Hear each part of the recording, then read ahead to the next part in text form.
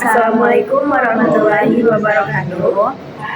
Baiklah, selamat pagi semuanya. Pada kesempatan kali ini, kami dari kelompok 4 yang beranggotakan saya sendiri Patika Ratu Azhara dengan NIM 230340007 dan saya Asila Putri dengan NIM 2303434. Kami akan membuat video terkait eksperimen interferometer Michelson. Selamat menyaksikan. Yang pertama terkait tujuan eksperimen, yang mana yang pertama menjelaskan proses terjadinya interferensi cahaya pada alat interferometer Michelson. Yang kedua menjelaskan hubungan antara panjang gelombang cahaya yang berinterferensi dengan banyaknya jumlah jumbai. Yang ketiga itu menentukan panjang gelombang cahaya laser dengan menggunakan alat interferometer Michelson. Selanjutnya untuk peralatan yang digunakan dalam praktikum yaitu yang pertama set peralatan interferometer Michelson. Selanjutnya lensa positif dengan jarak fokus 18 mm, sumber laser, transformer yang dapat diatur, dan lensa berupa kotak putih yang dilapisi kertas.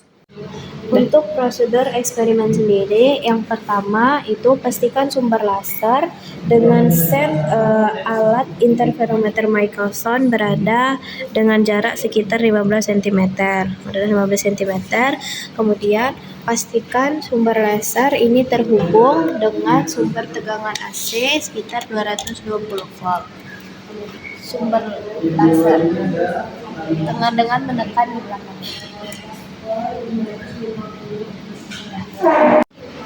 Selanjutnya kita atur posisi dari beam splitter sedemikian rupa sehingga cermin M2 ini dan beam splitter itu sesumbu, di mana itu akan terletak pada satu garis lurus yang membentuk sudut sekitar 45 derajat. Ini sekitar 45 derajat. Nah, jika sumbu sudah sesuai dengan yang diperintahkan, maka akan terlihat dua titik seperti ini. Ini diatur sedemikian rupa sehingga M2-nya akan memantulkan cahaya laser yang dua seperti ini. Setelah terbentuk sinar laser yang diharapkan di layar, selanjutnya kita harus menyatukan kedua sinar tersebut dengan memutar sumbu. Memutar sehingga kedua sinarnya akan menyatu seperti yang terlihat. Selanjutnya kita akan memasang lensa positif yang jarak fokusnya itu 18 mm pada kedudukan lensa yang berada tepat di depan cahaya laser. Kita pasang di sini. Kemudian kita masukkan cahayanya ke dalam cermin sehingga akan membentuk pola gelap terang seperti yang terdapat di layar. Selanjutnya untuk sekrup yang terdapat di sini, jika sumbunya itu belum terdapat pada 0, kita putar searah jarum jam sehingga kita mendapatkan 0 yang berhimpit atau sumbunya berada di 0. Selanjutnya untuk hasil dari cahaya laser ini, kita tentukan satu posisi patokan pada salah satu jumbai, di mana sini ada gelap terang. Kita tentukan posisinya. Kita bisa tandai saja dengan pena untuk pola interferensi yang akan kita tentukan. Selanjutnya kita akan mengambil data. Yang pertama itu dengan M atau jumbainya sebanyak 20. Nah, yang kita lakukan adalah memutar sekrup ini dan kita juga menghitung banyaknya pertukaran cahaya gelap kemudian terang sebanyak 20 kali. Kita mulai 1, 2, 3, 4, 5, 6, 7, 8, 9, 10, 11, 12, 13, 14, 15, 16, 17, 18, 19, 20.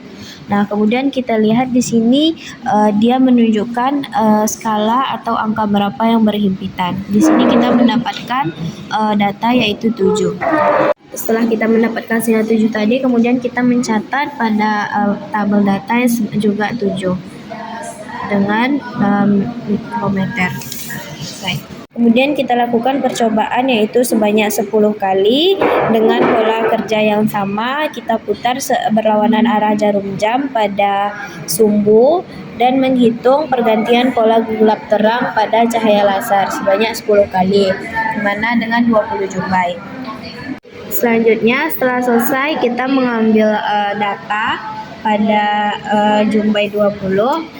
Kita kemudian mengambil yang untuk 40. Kita pastikan terlebih dahulu sebelum mengambil data itu kembali pada 0 dengan memutar skrup searah jarum jam. Nah, kemudian kita akan menghitung untuk jumlahnya sebanyak 40. Kita mulai 1, 2, 3, 4, 5, 6, 7, 8, 9, 10, 11, 12, 13, 14, 15, 16, 17, 18. Nah, kita mendapatkan hasil pada sumbu yaitu berhimpitan dengan 13. Nah, kita coba juga di sini untuk DM-nya pada data pertama 13. Kita juga melakukannya sebanyak 10 kali percobaan untuk M atau jumlahnya sebanyak 40. Selanjutnya kita akan memasuki pada pengolahan data, di mana tadi kita mendapatkan untuk data 1 pada M itu 20, kita mendapatkan DM-nya sebesar 7 mikrometer. Nah, untuk ketetapannya sendiri, yang pertama yaitu panjang gelombang ukur sekitar 650 nanometer. Ini akan digunakan nanti untuk persen KSR. Kita olah dulu untuk data pertama dengan rumus yaitu panjang gelombang sama dengan 2 dm per m.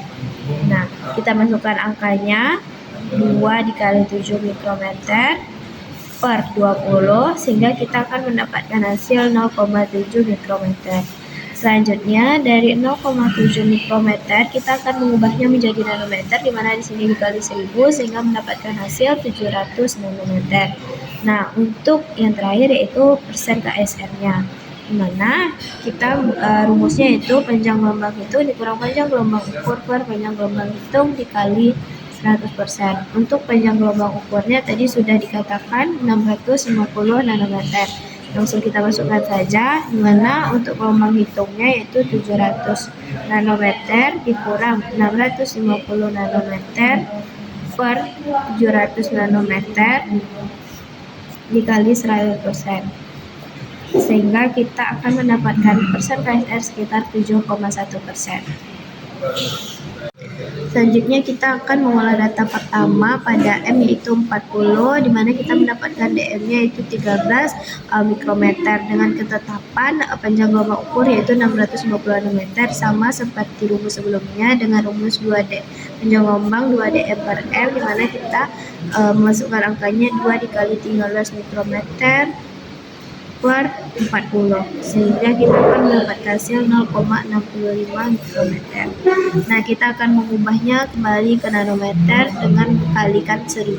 0,65 mikrometer dikali 1000 mendapatkan hasil 650 nanometer. Dan untuk persen KSR-nya yaitu sama seperti rumus tadi, panjang gelombang hitung dikurang panjang gelombang ukur per panjang gelombang hitung dikali 100. Kita masukkan angkanya yaitu 650 nanometer juga dikurang 650 nanometer per 650 nanometer dikali 100% yang mendapatkan hasil 0%. Berarti di sini hasil perhitungan kita akurat.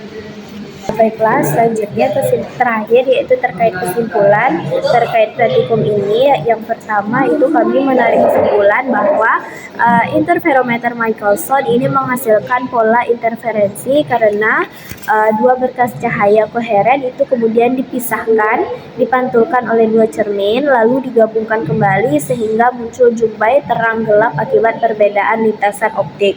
Nah, yang kedua, banyak fringe interferensi bergantung pada panjang gelombang cahaya. Semakin kecil panjang gelombang, semakin banyak jumpai yang terbentuk.